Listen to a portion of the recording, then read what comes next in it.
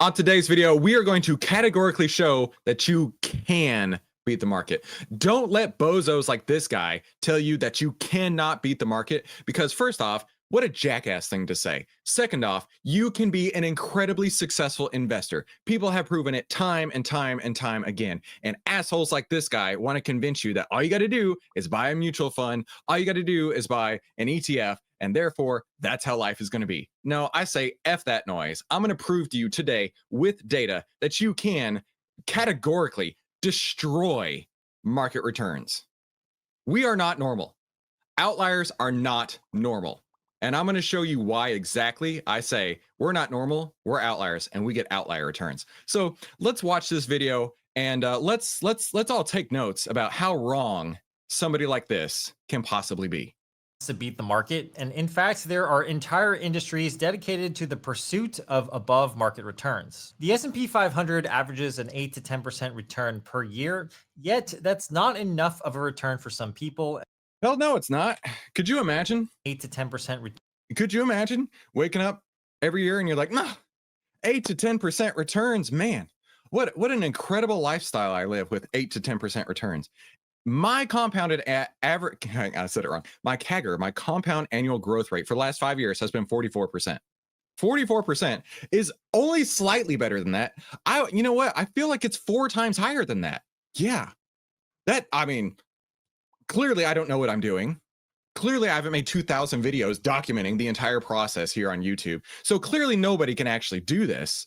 But you know what? Let's go into our Discord and let's go to the share your big wins section, because in fact, I believe we have thousands of people on our Discord who share this all the time. Like Mark is up 64% for the year. I'm up around 40% for the year. Mark's destroying me. Congratulations to Mark. How about Kasia made 122% on that one particular trade? How about Daz being up 55% for the year? How about, I'm sure I can do this all day. Mr. Roman right here, he's up 9% in the week. He's up 9% in the week. So you can take your 8 to 10% average annual returns and go shove it up where the sun don't shine. I can't wait to watch this video. I'm 10 seconds in. Oh, by the way, Mark, one of my mentors, one of the 5 mentors that I worked with, he has won the US Investing Championship twice, both of those times with over 300% returns in those 2 years. Well, I can't wait to just continue to destroy this awful, stupid, arrogant, no good, very bad, elitist asshole narrative over and over and over. Mr. T-Rex was up 32% in 15 minutes. Nope, you can't do that, Mr. T-Rex. You have to wait 3 years to do that. If you want to be normal, you can't do that. Like Carol Catherine, she's up 84.35% year to date. How dare she take a decade worth of returns and do that in one single year? Less than one single year. Go jump off a bridge. return per year, yet that's not enough of a return for some people. And if you want to get rich fast, people say you have to make more than. I may crash out in this video. Frick yeah, you want to get rich fast. Do you understand the value of getting rich fast? Let's take a look about it, right? Let's say that Humphrey right here decides he needs to make $1 million, and I decide I want to make $1 million. Let's say Humphrey's like, well, if you want to make $1 million and it's going to take you 8 to 10% per year, I use my compound annual growth calculator, that'll get you at $1 million in 20 years. Isn't that great? Isn't that great? Where I'm looking at it like, I want to get rich as fast as humanly possible, right? If I can get rich in 1 year and have $1 million in 1 year, and Humphrey's going to take 20 years to make $1 million, it is the same $1 million. All we're doing is condensing the time frame. Yes, you want to try and strive and do everything you possibly can to get rich quick. Now, this video is going to sound like a sales video. This video is going to sound like one of those fake guru videos, and I'm going to own it. Okay, I'm going to own it. But I'm also going to show you all the data to back this up. And I'm going to show you all the outliers who are doing exactly this. I can't let somebody tell you that you want to get rich slow. Because why? Why do you want to get rich slow? If it takes you 20 years to make the same $1 million that I'm going to make in 1 year, your lifestyle is 20 times less than mine. The things you can do for your family are 20 times less than mine. The things that you can do to take care of the people you love, the lifestyle, everything you could ever imagine would take 20 times longer.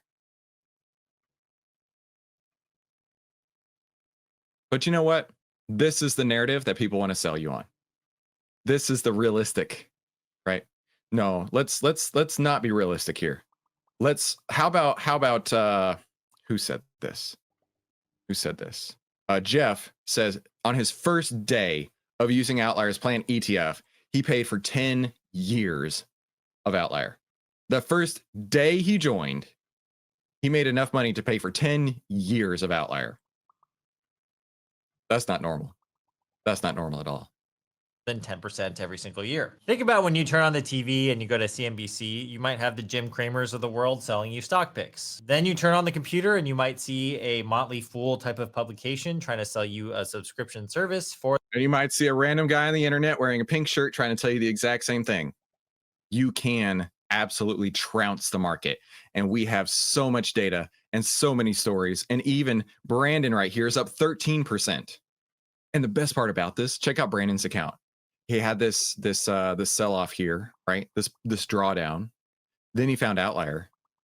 And not only did he get all of his money back, but he's now up on the year. This is not normal.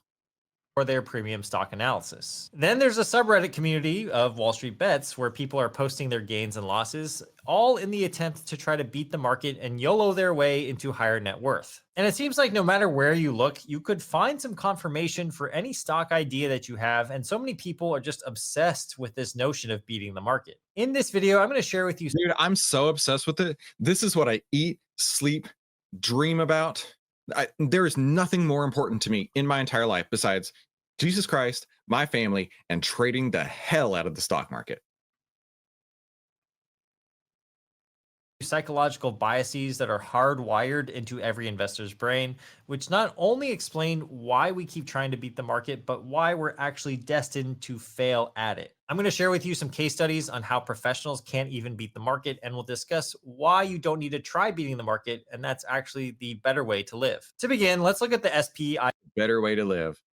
Well, Deb says, I don't have time to wait 20 years. I want to live my best life right now. Deb, unfortunately, because of our complete naivete, Humphrey knows better with his 1.81 million subscribers that, you know what, Deb, sorry, you can't get rich fast. Not going to happen. IVA scorecard. This is essentially a report card that grades professional fund managers and is published by the S&P Global Company, which is the same company behind the S&P 500 itself. In this scorecard, they take thousands of actively managed mutual funds and compare the fund's returns to the market index like the S&P 500, and they also track this over different time periods. If we look at this column chart, even in a relatively good period like the first half of this year of 2025, 54% of active funds still couldn't beat the S&P 500. That's actually kind of on the lower end. Which, think about this, right? That means 54% of active funds underperformed the 8 to 10% returns. 54% of actively managed funds can't do just what the market's doing. But yet, if we go over into Discord, Dogtown Roller had an 80% profit. Or Santa had a 56% profit, or Dave had a 70% gain in 1 week. You're not allowed to do that. Don't you understand? Do you not understand at this point? You are not allowed to beat the market because 54% of actively managed funds can't do that. So you are not allowed to do that. Do you not understand that these are the smartest people in the world and they can't beat the market? How dare you? How dare you? Trend as well. As you can see, most of the time it is over 50% that funds will underperform the S&P 500. You have some outlier years here and there, like in 2007 when 45% of large cap funds underperformed the S&P 500, but still 45% is quite a lot. But that's not the glaring problem. If you actually scroll down in the report, which I will link down below in the description, you can actually look at the performance of all of these funds across different time periods. As the time horizon gets longer, you'll notice that after 1 year, 3 years, 5 years, even up to 20 years, the percentage of US funds underperforming their benchmarks gets worse and worse every time. For all large cap funds compared to the S&P 500, you'll notice that by the time the 10-year time frame rolls around, 85.98% of large cap funds underperformed the benchmark. By the 20-year mark, that is now 91% of funds underperforming their corresponding benchmark. So these are professionals too, with a lot of resources. Like, think of your active fund manager who has access to a Bloomberg terminal. I'm an active fund manager. I don't need access to a Bloomberg terminal. You know why? I have Outlier. I have Outlier. And like I said, I know this video is going to sound super salesy, and I can't really help it, but you don't need a Bloomberg terminal. Do you know these things cost like 25 grand a year? It's so freaking stupid. You don't need that at all. All you need is 82 cents a day. Grab the annual pass, literally 82 cents a day, and you can have returns like, well, I can't say you can have, but you could have. How about that? Like Thomas P. I think I'm entitled to post this, right? He rolled GLD for 25% gain, 50% on ETR, 15% on NVIDIA, 19% on AEE, 8% on EPR. And you know what, Thomas? How dare you? How dare you? But let's keep going. Which costs, $30,000 per year, or has access to advanced insights and just industry knowledge of what's going on in the market 24/7. So not You know what industry knowledge you need? You need to watch this channel, right? If you haven't already subscribed, right? Now I'm really preaching to the replay, right? Go ahead and subscribe. I don't think you understand. I am so passionate about this, and I want to punch Humphrey what's his face in the throat because he is such an elitist, stupid, idiotic moron who wants to believe the lie that you are sold that you can't beat the market. And it grinds my gears. I don't know if you can tell. It grinds my gears so hard. 9 out of 10 professional fund managers can't beat the index, and Warren Buffett was so confident in this reality that he made a public $1 million bet against some of the world's most. Not only am I confident in what I'm talking about right here, but I'm going to put my money where my mouth is. Like I said, 44% compound annual growth rate over the last 5 years. Last year, 2024, I had a 91.37% gain. I'm up 40-ish percent right now. And in 2026, I will not only enter, but I will win the U.S. Investing Championship in the Options and Enhanced Growth Division. And Dave, one of our Outlier University graduates, is entering into the Stock Division. So when Dave and I both earn the incredible certificates that you get, it's so lame. You should totally get an awesome trophy. When we win our respective categories, we will come back to this video and we will basically sit there with both of our middle fingers up the entire time to say, not only can you do it, but we just did it and we just proved the mess out of it. And people like this need to just shut their mouths. This is the most important thing in the entire. What name something more important to you besides Jesus Christ and your family? Name something more important to you than making sure you have financial freedom. Go ahead. Those two caveats, of course. Go ahead. Nothing is more powerful to you in your life than to do what you want, when you want, with the people you want, with all the money you want. I can't think of anything more important. Health, air, yeah, it does. It does. Elite hedge funds. He bet that they couldn't beat a simple index fund over a 10-year period. This bet ran from 2008 to 2017, with Buffett wagering that the S&P 500 would outperform a selection of hedge funds over those same 10 years. And you guessed it, the results weren't even close at all. According to the article, as of the end of the bet, quote, Buffett's S&P 500 index fund had compounded a 7.1% annual gain over that period. You know how embarrassed I would be? We were watching a video about the other day, and they were talking about how scammers try and sell you with like the $10,000 a month, right? Do you know how embarrassed I'd be if I made $10,000 in a month trading? Do you know how embarrassed I'd be if I had a 7.1% gain for the year?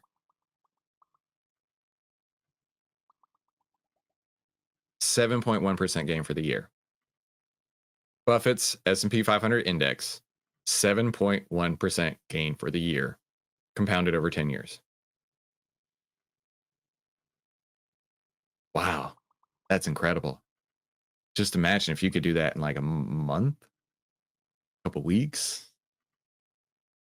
period of 10 years, the basket of funds selected by protege partners, the managers with whom he had made the bet, had gained 2.1%. You can see that in this chart, the hedge funds underperformed the S&P 500 every single year, with the exception of 2008, where the hedge fund was just down a lot less than the S&P 500 was for that year itself. What's also funny is that while hedge funds can be down in performance, the hedge fund itself can be doing well financially because it charges annual fees to its investors. Quote, in conceding defeat, Sades, the hedge fund manager who wagered the bet with Buffett, said the high investor fees charged by hedge funds was a critical factor. Hedge funds tend You to know what? You don't have to worry about high investor fees. You can be a self-directed retail investor. You might have to spend $1 a contract or whatever on your options. You might have to spend a few cents on every share that you buy, but you don't have to charge or pay exorbitant fees. You don't have to. You do need to get Outlier for 82 cents a day when you get the annual pass. But legitimately, you can make so much better investments by knowing when to get in and when to get out and when to stay the frick away from the market because there's no good investments, and when to be incredibly deep, aggressive when things are working correctly. I would be embarrassed if I were this dude. And this dude couldn't beat 7% per year. be a good deal for the people who run the funds who pass on the big bills to their investors. So hedge funds tend to charge a 2 and 20 model, which means they charge a 2% management fee on your assets under management and a 20% fee on the profits every year. And just to illustrate how big of a fee a 2% fee is, we can look at this chart from Investopedia, which details the small differences of expense ratio fees. While these aren't exactly hedge fund fees per se, what you'll notice is that even seemingly small percentages will make a big difference at the Charlotte's on vacation. She's got her feet up and on the beach doing whatever she's doing. She already made more than 7%. Give me a break. end of the day when it comes to your returns over a long period of time. I hope that this drives home the point that yes, even professionals can't beat the market. So if that's the case, where elite hedge funds can't beat a simple index, why do people keep trying? The answer Just like my ears are getting hot. I want to just scream so bad.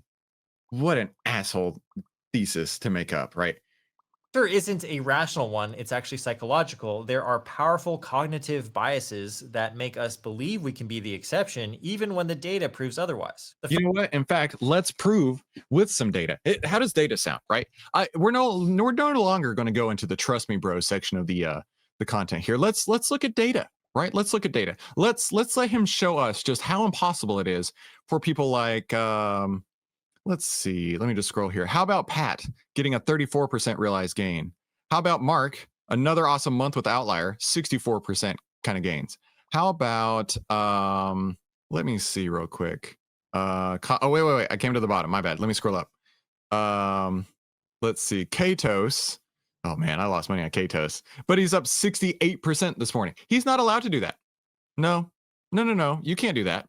How about Antonio with a trade on BB for 65%, Wolf on 9%, 100% plan, and 0% hair loss. No, you can't do that. Humphrey's going to prove with data that you can't do what all of these people are doing, right? You can't do it. But don't worry.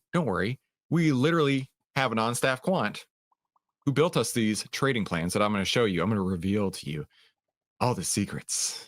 And I'm only going to charge you $10,000. No, of course not. You can do everything you want to do on YouTube. Right, all the replays are here on YouTube. The 2,000 videos that I've made on YouTube showing you exactly that you can beat the market. Those don't exist. No.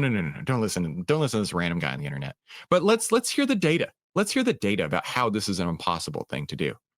First of these cognitive biases is what's known as the disposition effect. This is where investors will consistently sell winning stocks too early, and they will hold losing stocks for way too long.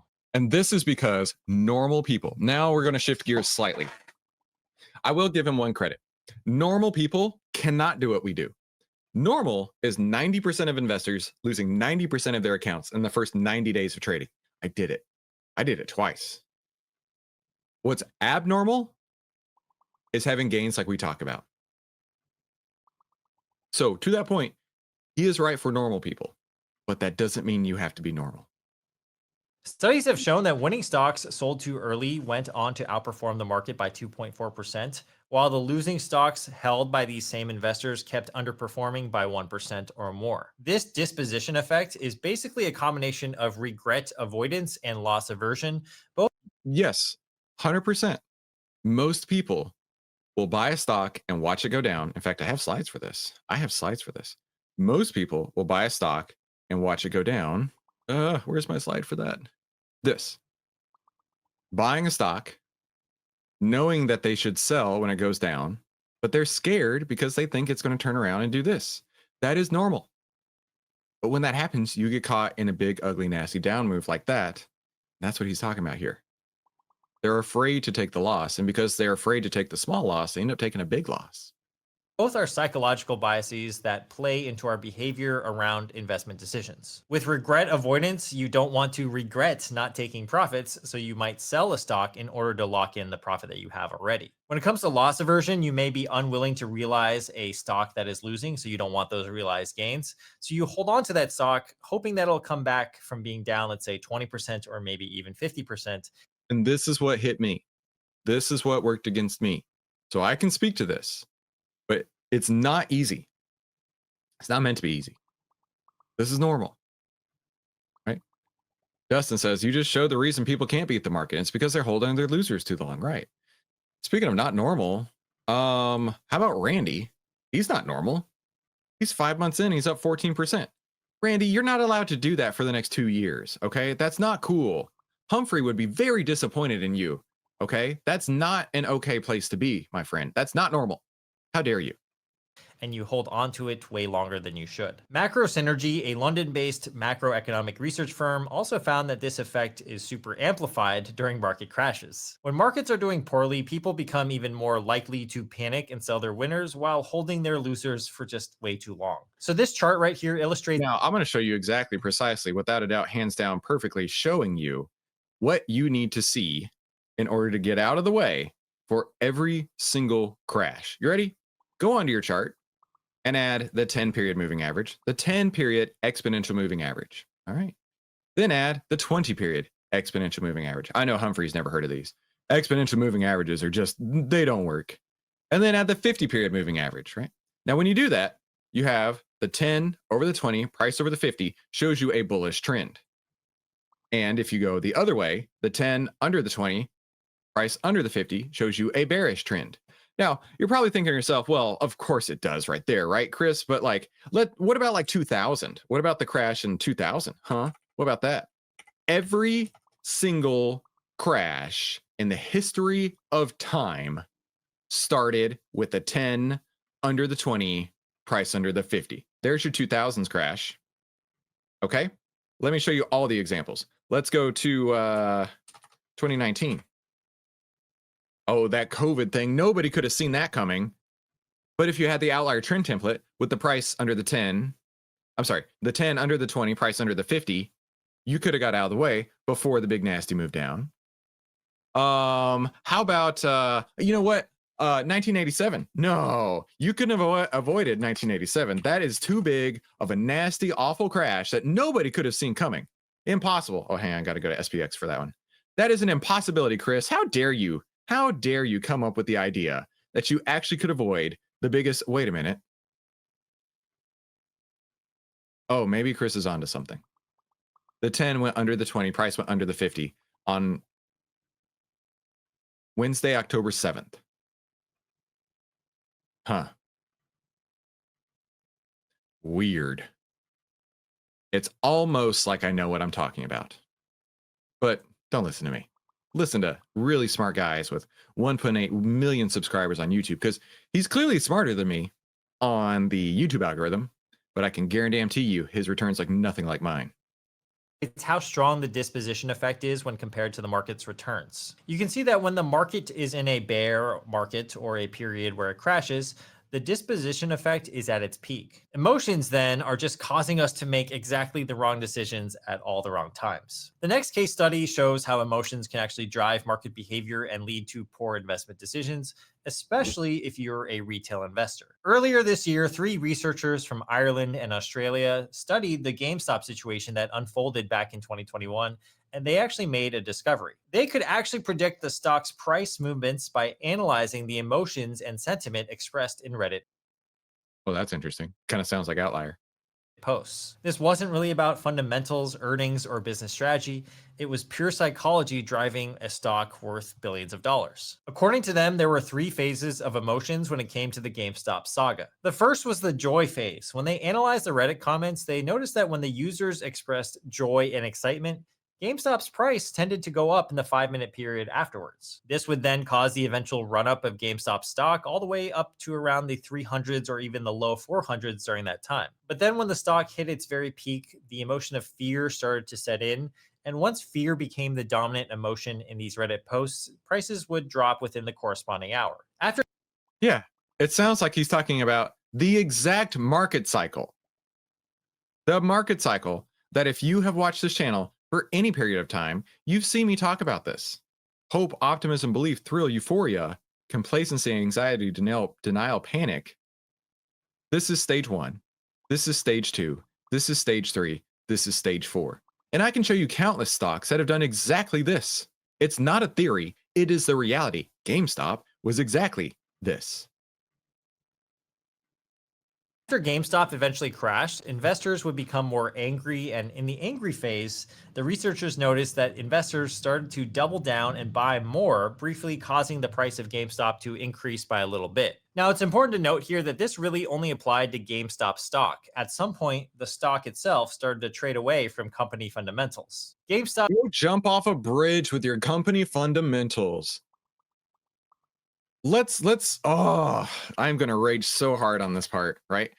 Fundamentals come out 4 times a year. 4 times a year. That means the other 99% of the days have nothing to do with fundamentals. Why does anybody give a flying flip about the fundamentals when 99% of the time the stock is moving due to people getting more greedy or people getting more fearful? But you can't beat the market. How dare you even try? started to trade on just pure mania of the public, and I think it just shows you that modern retail investing, amplified by social media, can be very dangerous because it kind of creates this feedback loop where the emotions can actually drive the stock price. You might actually see this in certain stocks these days. Like right now, there's a lot of buzz about Palantir, quantum computing, nuclear energy, robotic stocks, certain meme stocks that trend on Twitter, etc. The problem is, while some people make tens of thousands or maybe even hundreds of thousands, for every one of those people that makes a lot of money, there are probably 99 losers in that bunch. The third psychological tendency that people have when it The people who understand the market cycle are the ones making the money, and the other 99% are normal. That's what we're trying to get across here. Humphrey's trying to tell you that you're normal. What I'm trying to tell you is you don't have to be normal. You can be like I don't know. Let's see. Let me pick somebody else who's not normal. How dare this be normal? Like NDR Ranch. Thanks to Outlier, I got the confidence to fire my financial advisor. How could you have done such an awful thing? Don't you know that people like this need to be paid when you're making 7 to 10% per year? How dare you? And that financial advisor was 2% per year. And now NDR Ranch is only paying 82 cents a day for Outlier. He's up 12% in 1 month. No, bro, you can't do that. You can't be up 12% in 1 month. No, you can't. He didn't get these kind of results in 2023 or 2024 with his broker. No, surely that's an outlier. How about Greg? Wait a minute. He's up 40%, 47% this month. No, you can't be. That's not normal. That's not normal. Okay. How about Mr. B? 60. Oh, no. Hang on. He joined Outlier on 8/7. Let me read his response here.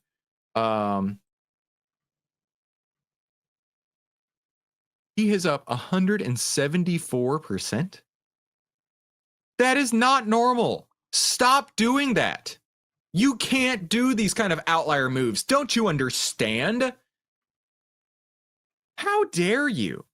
174%? No. People like this guy, he's going to tell you, you are not allowed to have 174% ever. Cumulatively, you will never get to 174%. What are you even thinking? How dare you? When it comes to buying and selling stocks on their own is that they are often too overconfident, or this is known as overconfidence bias. A study of 66,000 brokerage accounts found that the most active traders, who were the most confident, underperformed the market by 6.5% annually. This Well, I'm the most confident. So there you go. I guess I just have to take my 40% for this year, 44% compound annual growth, and jump off my own bridge, apparently. research paper was famous for its time because it examined the household's behavior over a 5-year period, and it came to the conclusion that number one, the average household underperformed the market by 1.5% The average household, the normal households, not the outlier households. annually. And number two, that the average household turned over 75% of their portfolio each year, which was 20. What is the point that you're trying to make with this? You know what? Why don't we just go to some data? Why don't we just go to some data? We just spent all summer long working on new trading plans. And these new trading plans are by far the most profitable things I've ever seen in my entire life. What I'd like to do for you right now is show you the new plans that I'm going to be trading with. I am trading with right now. And you make your own decision. You can decide to be normal, or you can follow what we talk about at Outlier for 82 cents a day for the annual pass. That's 64% off the regular monthly price, by the way. How about plan A? Let's talk about plan A. So plan A, hang on. Ignore all this down here. Don't look ahead. Don't look ahead. Don't look at these incredible returns down here. Okay. Let's just talk about plan A. Plan A using the active signals in Outlier. Okay. So over 5 years of data, we would have found 93 trading days. Now, that's not many. That's not many. And that's because we have very stringent entry criteria. So let's say give or take 20 days a year.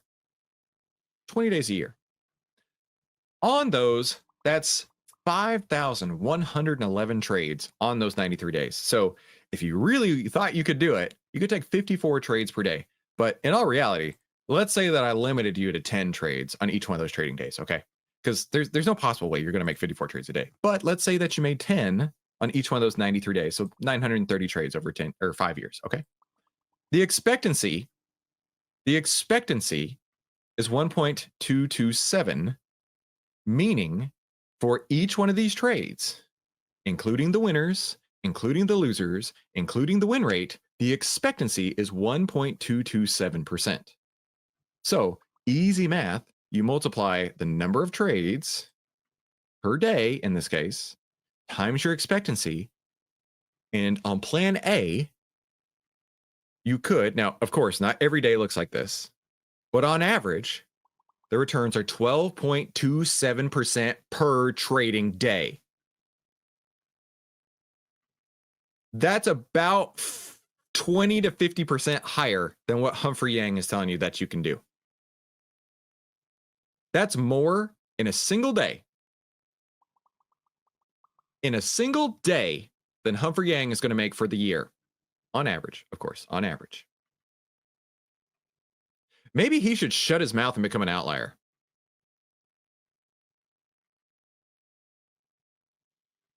But you know what? I think we can do better than that. I think we could go to plan M. Plan M for money. Plan M for money. Plan M for money, same number of trading days. Vastly different number of trades. You could take 7,000 trades following plan M, which, by the way, these are not secret.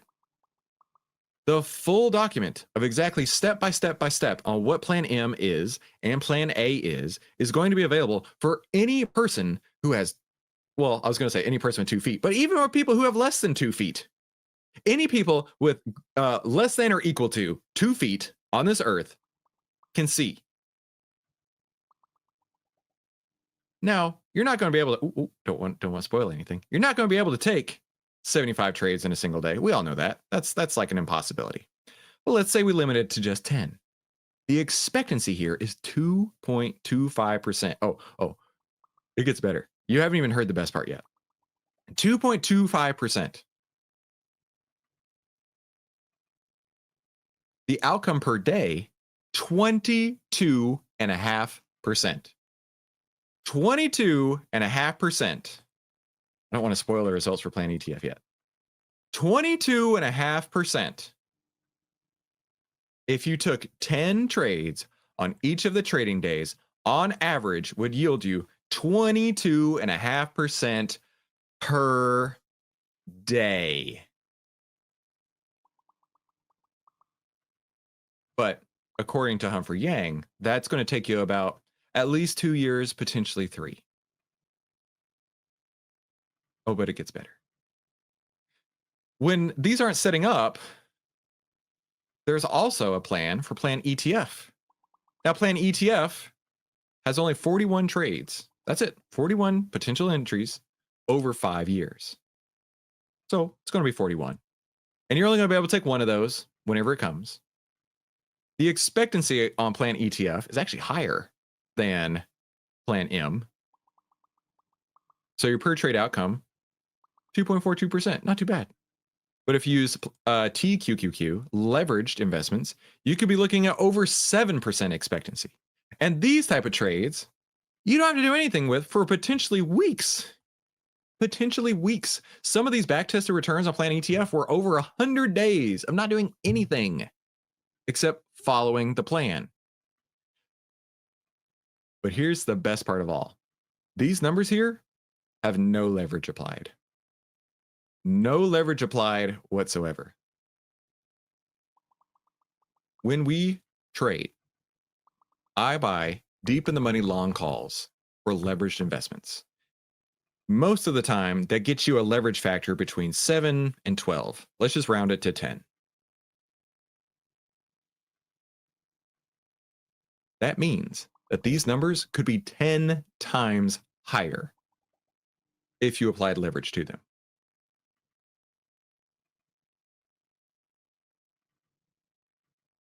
But Humphrey Yang, you can't do this. He can't do this, but you can. He can't do this. He's normal. What we do at Outlier, we're not normal. And we're not going to finish this video. We're not watching a single moment of this anymore because Humphrey Yang has no idea what he's doing. He is normal, but we're going to give away all kinds of cool stuff because we have Masters of the Universe money. And if you want to be entered into the drawing, you need to put hashtag Masters of the Universe money in the chat. And let's start giving away some cool stuff, right?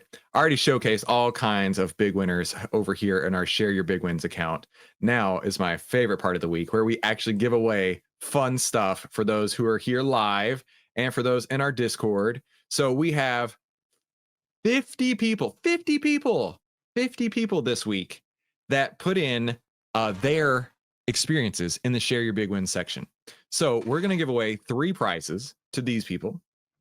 And we're also going to give away 1 bonus prize for those watching live, but only if you put hashtag Masters of the Universe money. Okay. Humphrey Yang is wishing right now that he knew about Masters of the Universe money because this dude, he doesn't get it. He doesn't get it, but you guys do. So we're going to go from 1 to 50 on the best website in the world, random.org. Let's see who's the first winner. Number one, congratulations to Ratso. Wait a minute, Ratso. Hang on, Ratso won not long ago. Oh, but you know what? The rule is you can't win 2 weeks in a row. Ratso is a lucky son of a rat. Look at that. In fact, I forgot to pop open the shop to see what you guys could win, right? You might win a Sit and Cash and Don't F Up coffee mug, maybe a 80 Delta hat, maybe an Outlier koozie, maybe an Outlier U backpack, all kinds of cool stuff that we have for you, right? All this awesome stuff. And we need to do the Wheel of Fortune for Ratso. Man, a professional YouTuber like myself was not ready to go. How dare I? How dare I? Hit the spin, baby. Let's go. Let's go, Ratso. It is, hey, an Outlier U koozie. Congratulations to Ratso with the Outlier U koozie. Let me drop that over here. Outlier U koozie. That'll be a great koozie for you to have, my friend. Let's, don't forget, put hashtag Masters of the Universe money in the chat if you want to win on the live stream. Let's go to the next one here. Next random number is number 9. That is Jeremy Holden. I think Jeremy said that he's going to come to our very first meet and greet, which I'm super stoked about I can't wait to see Jeremy. All right, Jeremy, congratulations to you. Ooh, some suits. Let's see what Jeremy has won. Let's see what Jeremy has won. Jeremy has won a Outlier flag koozie. What's up with the koozies today? That's awesome. Outlier flag koozie. And our last winner from this list here is going to be number 41. And that is Ween. Ween, congratulations to you. Let's see what Ween has won. Ween has won. Ween has won a... No way, another koozie? Sit in cash and don't F up koozie? That I've never seen 3 koozies before. That's what random can do. Sit in cash and don't... Wait a minute. Sit in cash and don't F up koozie. All right, now we're going to pick... You know what? I'm feeling real generous today. I'm going to pick 2 winners. 2 winners who put hashtag outlier in the chat. So I'm going to give you another 5 seconds to put hashtag masters of the... Oh, I said hashtag outlier. I was wrong. Put hashtag masters of the universe money in the chat. Go ahead and do that real quick. Our first winner is... Let's see our first winner. That is...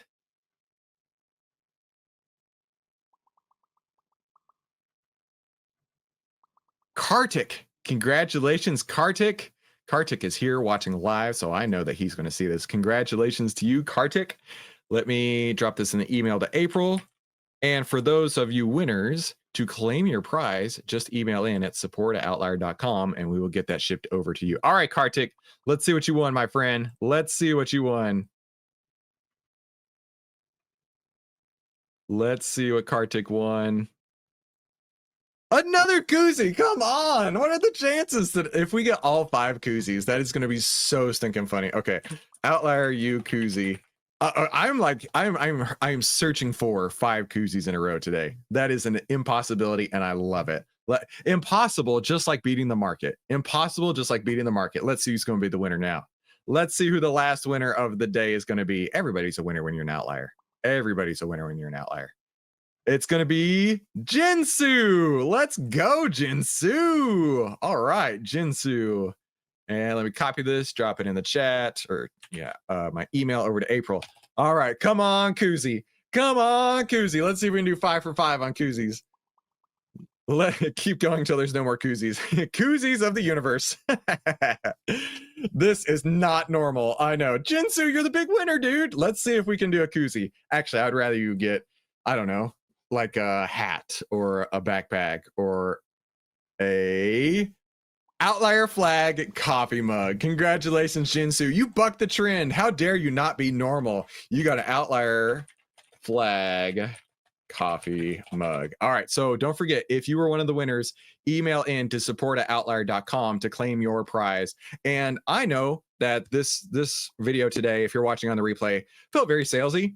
It's not meant to be. What it's meant to be is to give you encouragement and hope and understanding that you don't have to listen to BS advice. Even if a dude has 1.81 million subscribers, he is wrong as hell. He is as wrong as the day is long. You don't have to be normal. You can be successful in the market. But the only way that you're successful is if you save time, make money, and start winning with less risk by clicking one of these 2 videos. Have a fantastic day, an incredible weekend. And for those of you who are watching on the live stream, hopefully I will see you at the meet and greet this weekend. Have a great day. We'll definitely talk soon.